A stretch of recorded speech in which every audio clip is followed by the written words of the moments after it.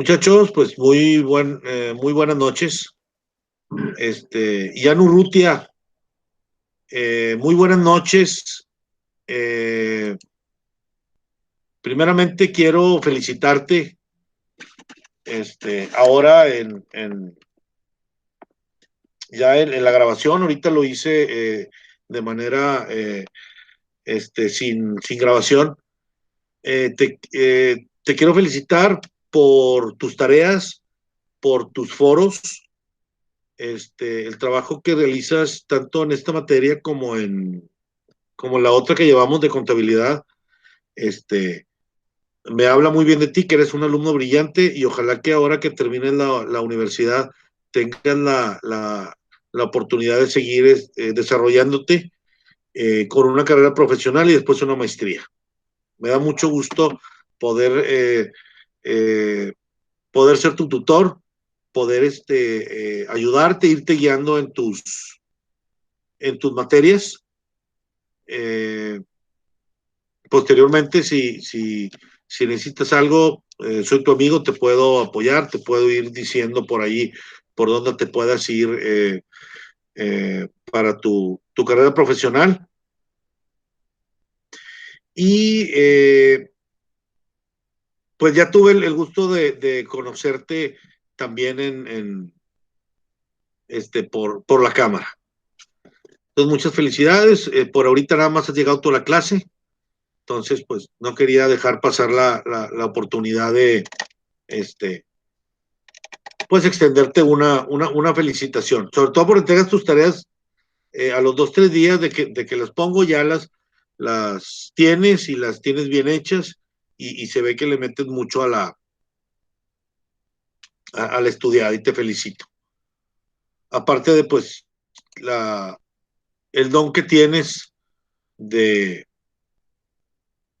de poder tú eh, que se te facilite esto de la escuela. Bueno, pues vamos a hablar un poquito.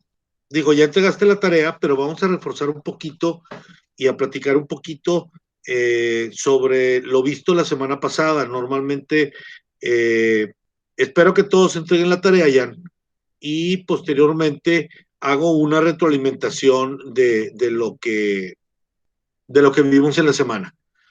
Entonces, hoy nos toca ver la semana 7. De hecho, tú ya me entregaste la 8, pero vamos a platicar un poquito sobre lo que son los salarios, la administración de sueldos y salarios, lo que es una nómina, cómo funciona, quién las maneja, etcétera, etcétera. Primeramente vamos a hablar del salario. Antes de darte los conceptos que tú ya conoces porque hiciste muy bien tu tarea e investigaste, te voy a platicar un poquito, Jan, de dónde viene el salario.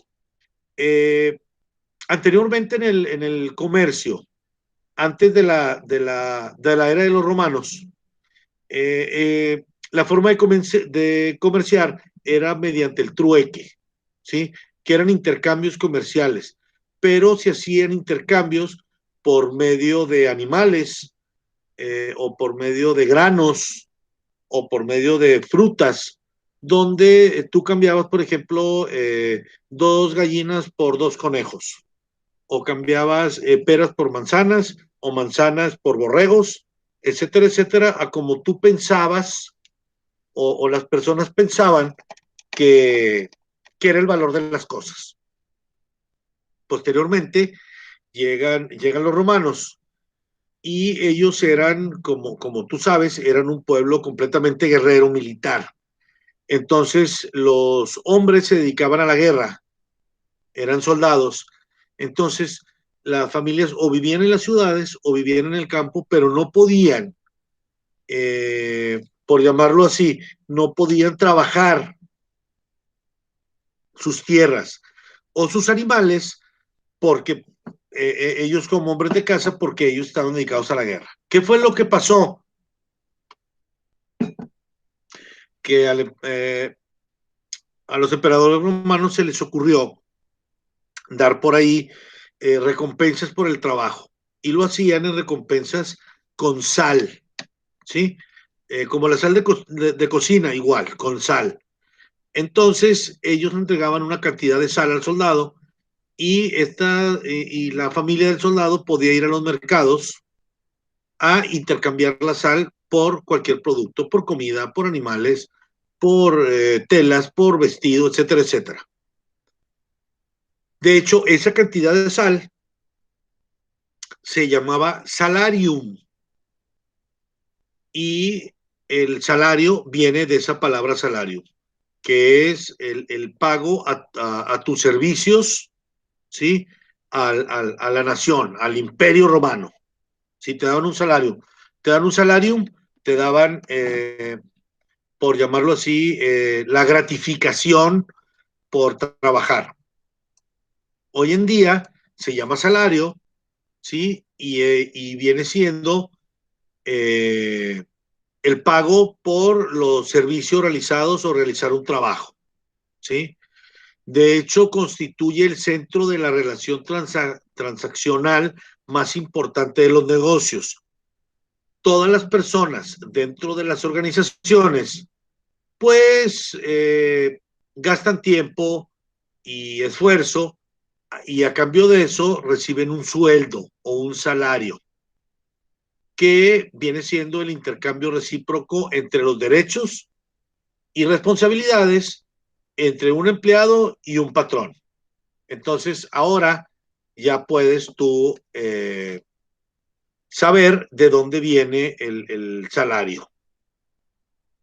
Ok, ahora, la administración de sueldos y salarios la podemos definir como el conjunto de normas y procedimientos que establecen y mantienen estructuras de salarios equitativas en la organización en dos sentidos, ya sea a los sueldos de vengados en cargos similares dentro de la organización, procurando un equilibrio interno.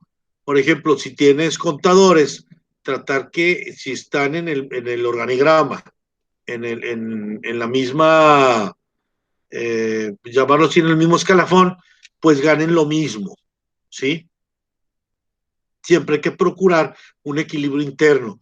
Más si realizas un trabajo igual al de otro empleado, pues para tener un equilibrio interno y tener, por llamarlo así, eh, ¿cómo podría llamarlo? Tranquilidad, ¿sí? Y no estar creando problemas dentro de la organización, tienes que tener ese equilibrio salarial, según lo realizado. Y la otra son los salarios en relación a los mismos cargos de otras empresas que actúan en el mercado de trabajo con el fin de lograr un equilibrio externo. Eso quiere decir que si hay una empresa que se dedique a lo mismo o algo similar, pues el contador debe ganar más o menos igual que la otra empresa, ¿sí? ¿Para qué? Para que una vez dentro de la empresa haya un equilibrio interno, pero que también lo haya externo. ¿Qué es lo que pasa? Que si en la otra empresa, el mismo contador que realiza el mismo trabajo, perdón, le pagan más, él va a buscar irse a la otra empresa. ¿Y qué es lo que pasa? Que tú vas a tener que gastar porque inviertes, y lo vimos en recursos humanos, vas a tener que gastar extra para contratar a alguien, para capacitarlo y que realice lo que ya tiene tu contador, ¿sí? Entonces ahí la empresa pierde dinero. Entonces hay que equilibrar los sueldos, tanto dentro de la empresa como fuera de la empresa. Esa es la administración de sueldos y salarios. Ahora, ¿qué es una nómina? Pues la nómina también viene de los romanos y viene del latín nomen, inicis, que significa nombre. Y se debe entender a ese documento semanal o catorcenal o quincenal, inclusive mensual, ¿sí? Que detalla a los trabajadores que laboran en una empresa y las percepciones y descuentos que a él le corresponden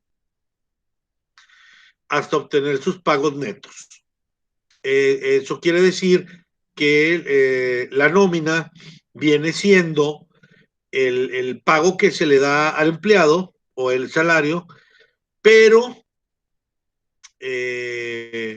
descontando los descuentos, a lo mejor si un día llegaste tarde, algunos premios, sumarle algunos premios, o a lo mejor algún descuento, si estás trabajando y te dan un crédito, eh, eh, los descuentos que te hacen. Entonces, eso en sí es la nómina.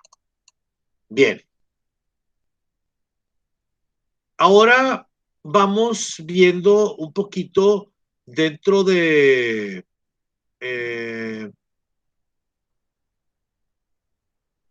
sí, me voy a pasar aquí. Ok. Pues bien, dentro de la administración de sueldos y salarios, se deben perseguir algunos objetivos, ¿sí? Vamos a hablar de objetivos como la remuneración a cada empleado de acuerdo con el valor del cargo que ocupa. Es decir, cuánto le van a estar pagando a cada empleado según el valor del puesto que tiene o que está ocupando, ¿sí? La labor que él desempeña. También recompensarlo de manera adecuada por su esfuerzo y dedicación en el trabajo. Y estos podrían ser algunos premios. Otra puede ser atraer y retener los mejores candidatos para los cargos, de acuerdo con los requisitos exigidos para cada ocupación, ¿sí? Eh, Siempre es importante que las empresas, para que funcionen bien, tengan el mejor personal. Eso lo vimos en recursos humanos.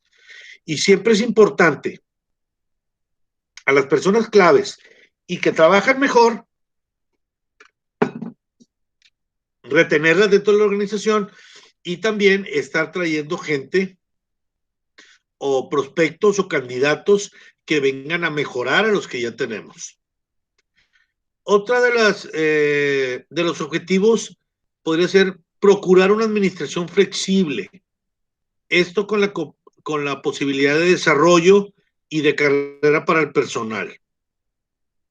Siempre hay que estar capacitando a la gente y viendo la manera muchas veces de otorgarles algunas becas para que estudien una carrera profesional o una carrera técnica o una maestría y se sigan preparando con el fin de que desarrollen mejor su trabajo y el día de mañana la empresa pueda tener una persona que trabaje mejor y que a futuro te deje dividendos y te deje por allí el que te deje ganancias, ¿sí? Al hacer mejor tu trabajo. Otra es obtener aceptación de los empleados por sistemas de remuneración adoptados en la empresa. Otra, pues también sería mantener el equilibrio entre los intereses financieros de la organización y su política de relaciones con los empleados. Y la otra, facilitar el proceso de la nómina. Bien. Eh, Permíteme un segundito.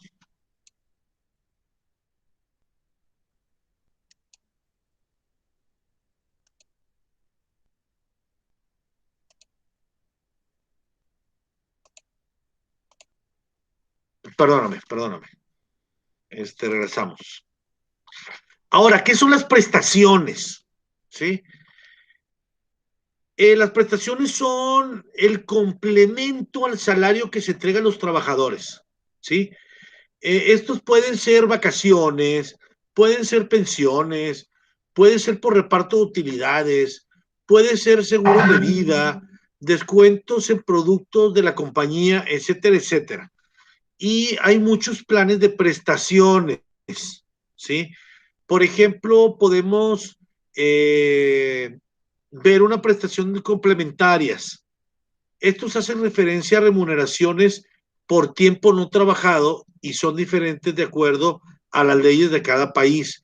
Entre las más importantes están el seguro de desempleo, que son compensaciones obligadas a personas que no han conseguido trabajo por factores ajenos a ellas.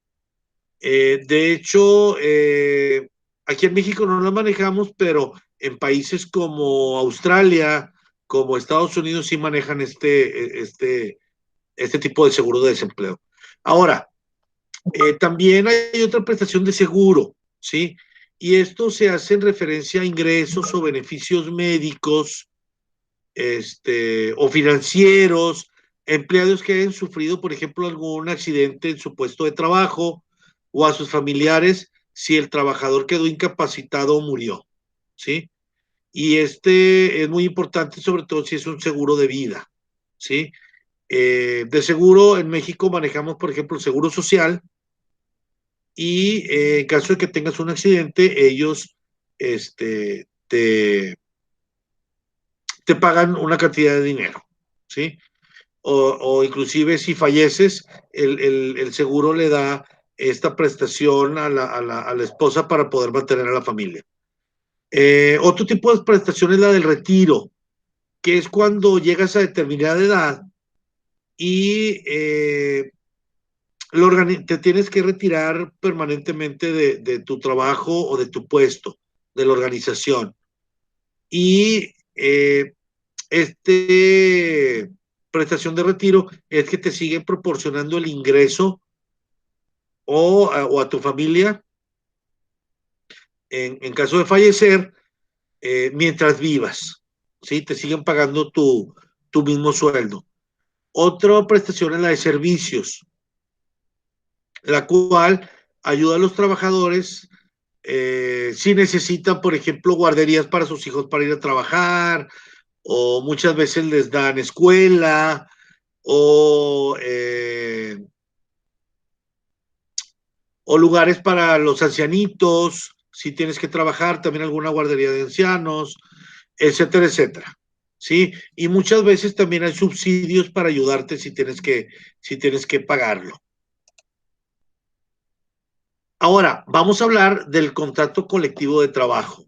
De hecho, me gustó mucho, Jan, cómo lo manejaste en el foro, ¿sí?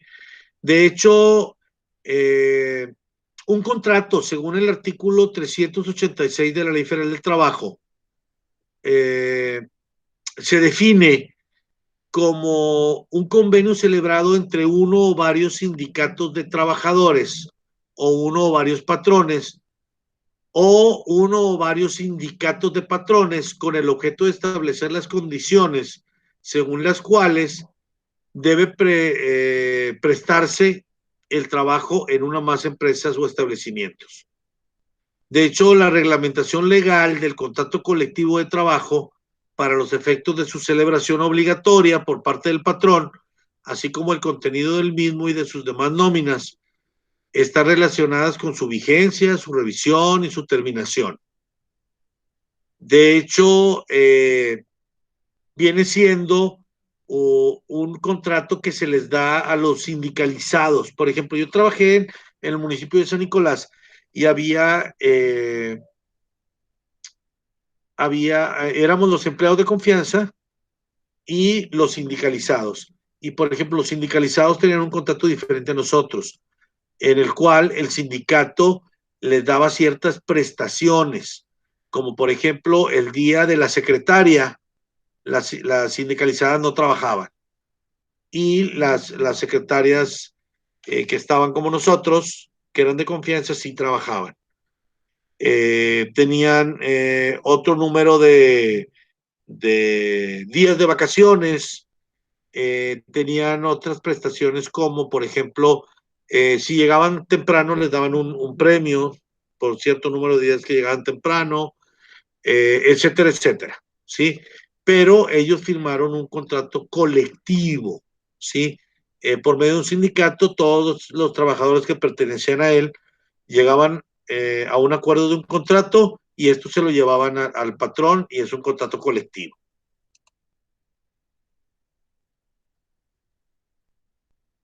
También vamos a hablar de cuándo termina el contrato colectivo de trabajo.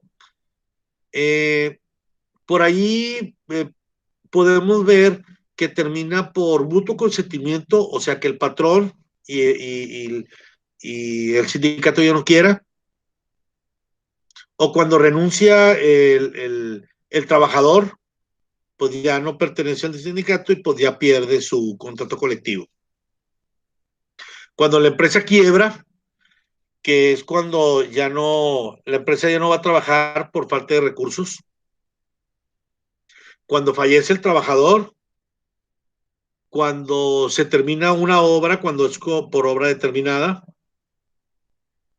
por la incapacidad física y mental permanente del trabajador que le impide el desempeño de sus labores, ¿sí?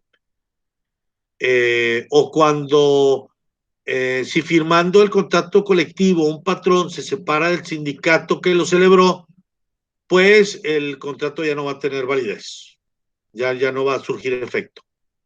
O en los casos de disolución del sindicato de trabajadores que tiene firmado el contrato. Ahora, eso es diferente a un contrato individual. Y la Ley Federal del Trabajo también hace alusión a los contratos individuales en algunos artículos. Y en la Ley Federal del Trabajo nos dice que un contrato individual es el convenio en virtud del cual una persona se compromete con otra u otras a presentar servicios lícitos y personales, bajo su dependencia por una remuneración fijada por el convenio, la ley. Y ahora bien, las personas que se obligan a la prestación del servicio o a la ejecución de la obra se le denomina trabajador y puede ser empleado u obrero. Cabe señalar que este convenio debe estar siempre por escrito. Es cuando tú llegas, no perteneces a ningún sindicato y te van a contratar.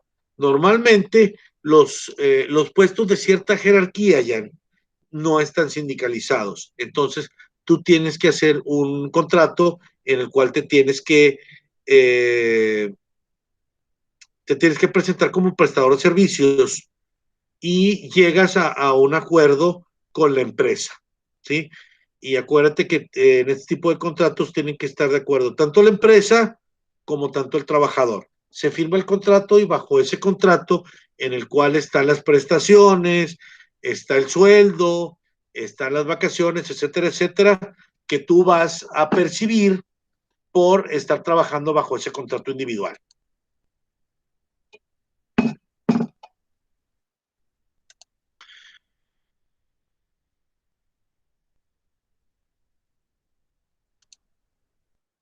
Ahora, ¿cuáles son las relaciones de los trabajadores y los sindicatos? En esta relación, los trabajadores, las empresas y los sindicatos, este, es muy importante, pero también es muy controvertida en la historia laboral de toda la humanidad. De hecho, las relaciones que sostienen entre la empresa y el sindicato no se desarrollan en un campo técnico o ideológico, sino en la práctica, ¿sí? Y esto se da en relaciones cotidianas, en el día a día. De hecho, muchas de las acciones que emprenden los empleados en contra de los patrones, pues también dependen mucho del trato que han recibido por parte de los mismos. Y muchas veces cuando consideran que el trato es inaceptable, se pone en acción el sindicato a fin de mejorar las condiciones a favor de los trabajadores.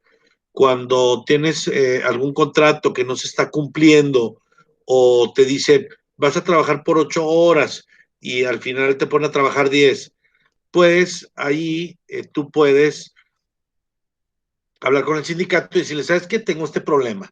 O cuando tienes problemas con un patrón o con algún jefe inmediato o que no se estén respetando tus derechos, ahí es donde entra el sindicato, ¿sí? Y ellos se encargan de abogar por ti ante los patrones. Esto es en sí lo que vimos en este tema, en esta semana. Eh, ¿Te queda alguna duda ya de lo que vimos? No, Ok, pues vamos a cortar la grabación y seguimos platicando un poquito sobre el tema de la semana 8. Pero para los que no pudieron estar presentes, nos pueden ver en la clase síncrona en YouTube. Muchas gracias por la gentileza de su atención.